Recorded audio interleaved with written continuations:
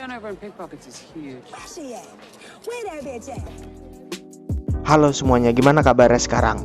Nah, kali ini gue akan memberikan sebuah cerita film yang berjudul Ocean 8 yang rilis pada tanggal 8 Juni tahun 2018 yang berdurasi 1 jam 51 menit. Dimana film ini menceritakan tentang sebuah aksi pencurian yang dilakukan oleh 8 orang wanita untuk mengambil sebuah perhiasan yang memiliki harga sangat fantastis. Nah, buat kalian yang suka dengan tema film berbau pencurian dan yang tidak sempat atau belum menonton film ini, sangat direkomendasikan untuk menonton video ini sampai selesai. Oke, seperti biasa biar lebih seru dan gak banyak cakap tentunya, langsung saja simak alur ceritanya berikut ini.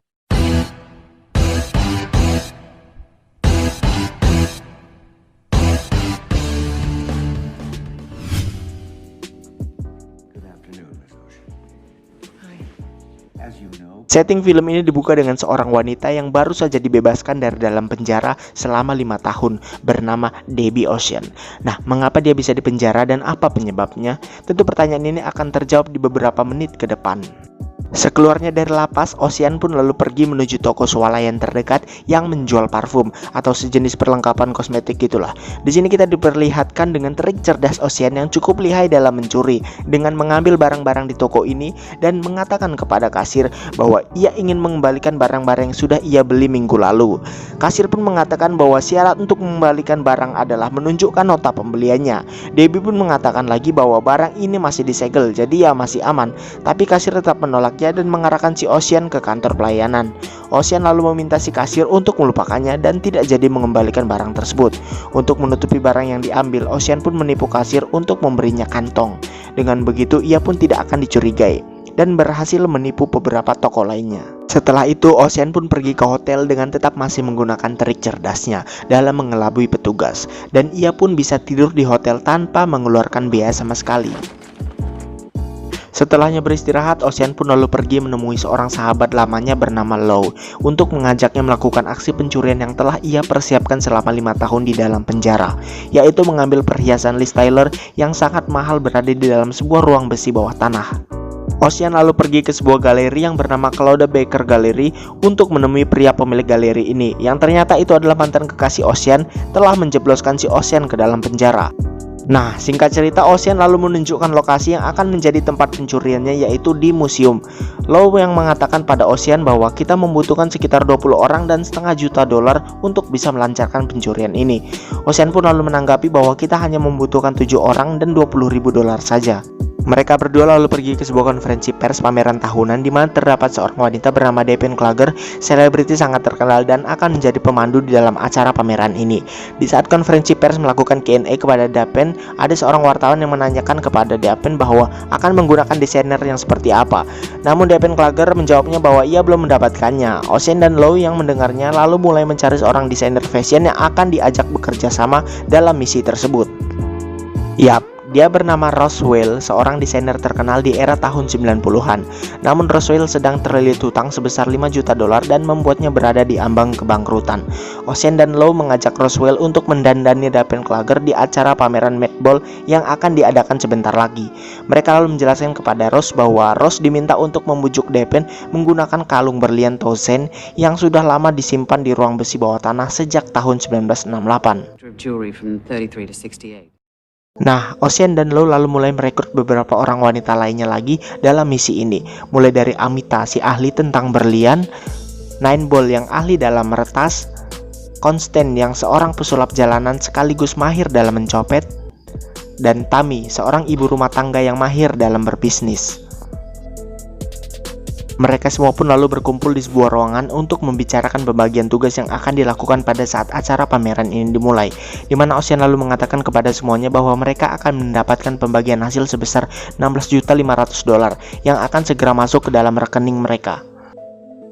Tammy dan Ocean lalu membeli sebuah alat canggih pemindai barang berbentuk kacamata yang nantinya alat ini dapat men-save bentuk barang itu lalu mencetaknya dengan sangat persis, atau layaknya barang tiruan dengan kualitas KW super gitulah. Di sisi lain, Ross dan Amita pergi ke sebuah gerai tempat menyimpan berlian-berlian yang sangat langka dan juga mahal. Mereka lalu berdiskusi dengan penanggung jawab setempat untuk membicarakan kalung Ocean ini, di mana dijelaskan bahwa nilai dari kalung berlian ini seharga $150 juta atau jika kita rupiahkan sekitar 2 triliun lebih. Rose dan Amita lalu diantar pergi ke ruang bawah tanah untuk melihat kalung berlian ini. Di sini Rose yang menggunakan kacamata pemindai harus mengalami masalah karena kacamata yang digunakan membutuhkan sinyal jaringan untuk bisa mentransfer hasil scan ke sebuah komputer. Rose dan Amita yang cerdik lalu membujuk si penjaga dengan beralasan untuk bisa mengantarkan kalung ini ke ruangan yang ada cahaya mataharinya. Dengan begitu kacamata ini mendapatkan sinyal dan dapat memindai kalung dengan sangat baik.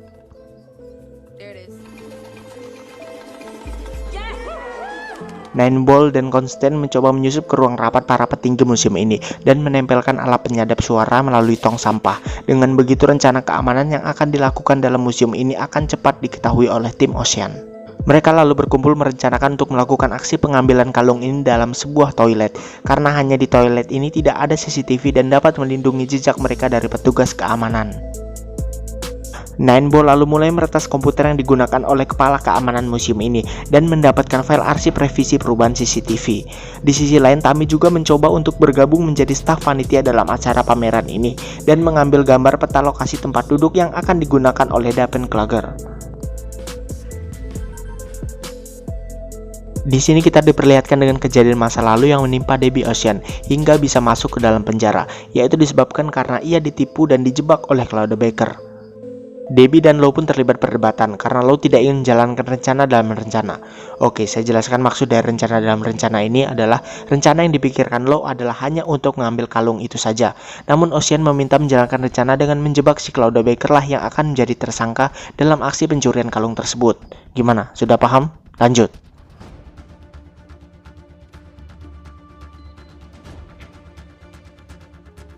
Acara pun akan segera tiba, di mana Roswell lalu mendandani Dapen Kluger untuk mengenakan kalung Tosian ini. Namun ternyata untuk melepaskan kalung ini adalah harus menggunakan kunci magnetik khusus supaya bisa terlepas. Untungnya Rose masih bisa mengambil video kunci yang ada di kalung ini. Nineball yang memiliki seorang adik yang ahli dalam perkuncian memintanya untuk membantu memberitahu mereka tentang kunci jenis seperti apa ini.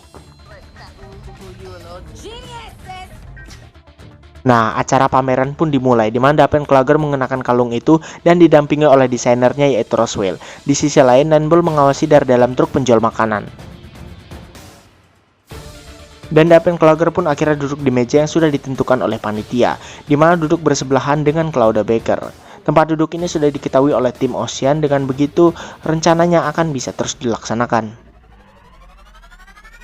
Hidangan makanan pun lalu dikirimkan ke meja para tamu, termasuk meja Dapen Kluger. Lo di sini berperan layaknya seorang koki. Ia pun lalu masukkan sebuah cairan ke dalam makanan yang bisa membuat perut menjadi mual. Yap, dan makanan itu dihidangkan untuk Dapen Kluger. Dapen pun lalu menyantap makanan ini dengan sangat lahap. Tentu karena cairan yang sudah dimasukkan tadi membuat Dapen mulai mual, lalu pergi menuju ke toilet terdekat. Debbie Ocean pun berdiri di dekat pintu toilet, di mana peran Debbie di sini adalah mencegah para penjaga yang mengawasi Dapen untuk tidak masuk ke dalam toilet wanita ini.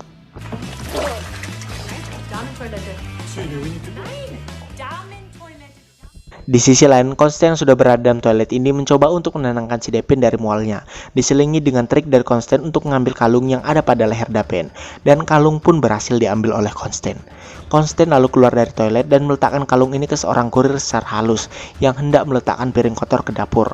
Barang pun lalu diterima oleh Amita, si ahli berlian, dan pergi menuju toilet dengan seluruh alat perlengkapan yang sudah tersedia dalam toilet ini untuk mempreteli berlian secara hati-hati. Di tengah acara ini, Dapen pun keluar dari toilet dan mulai disadari oleh para petugas yang menjaga Dapen bahwa kalungnya telah tiada.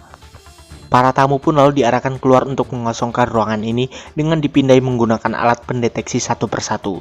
Salah seorang penjaga keamanan pun lalu pergi menuju ke dapur, di mana Amita yang belum selesai untuk memisahkan berlian ini didatangi oleh si penjaga yang hendak pergi ke toilet.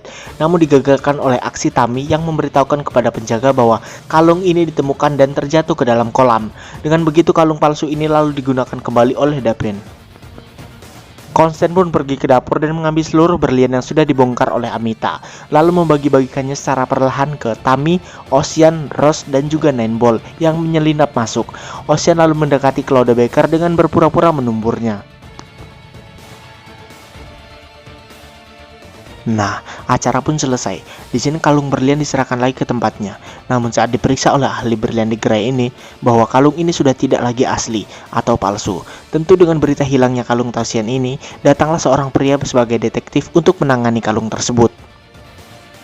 Detektif pun mulai melihat rekaman CCTV yang dipasang dan mewawancarai beberapa pelayan, termasuk si Devin Klager. Dan scene pun lalu berpindah ke ruangan Ocean dan para rekannya yang sedang berkumpul. Namun tiba-tiba Dapin masuk ke dalam ruangan mereka, dan disinilah plot twist yang mulai kita sadari bahwa Dapin sebenarnya bekerja sama dengan Ocean dan Low dari awal, namun tidak diberitahu kepada rekan yang lainnya. Ocean lalu mengatakan kepada semuanya bahwa kita tidak akan jadi tersangka, melainkan si Claudia Baker lah yang akan jadi tersangka. Oke, pertanyaannya kenapa?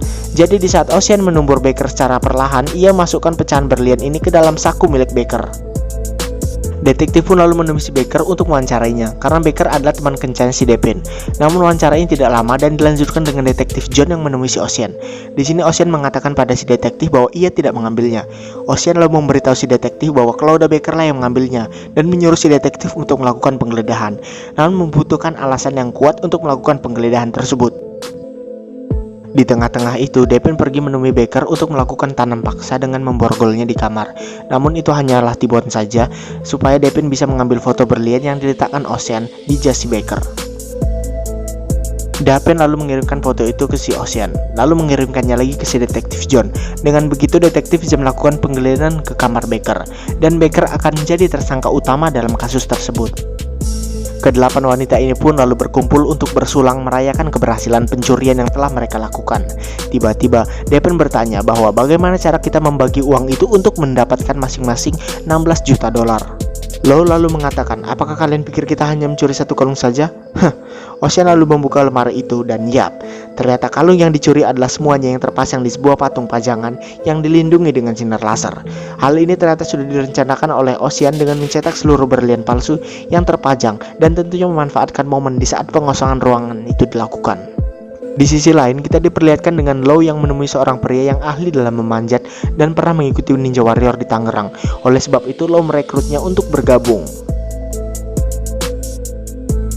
Nah, dengan hasil kalung yang sudah mereka dapatkan, Ocean pun lalu mengatakan bahwa masing-masing dari kita akan mendapatkan pembagian hasil sebesar 38.300.000 dolar, atau jika disetarakan ke rupiah yaitu 5.592 miliar rupiah. Setelah pembagian uang yang mereka dapatkan, mereka lalu pergi dengan Amita yang berlibur ke kota Perancis bersama seorang pria, Roswell yang melanjutkan usaha fashionnya dan melunasi seluruh hutang-hutangnya, Tammy yang bisnisnya semakin besar, Nineball yang membuka usaha biliar, Constant yang membeli perumahan baru, Devin Klager yang menjadi sutradara film, Low yang berlibur dengan Sun Mori bersama motor mewahnya, lalu Debbie Ocean yang menjadi mastermind dalam film ini pergi ke sebuah makam untuk mengenang kakak kandungnya yang telah meninggal bernama Danny Ocean.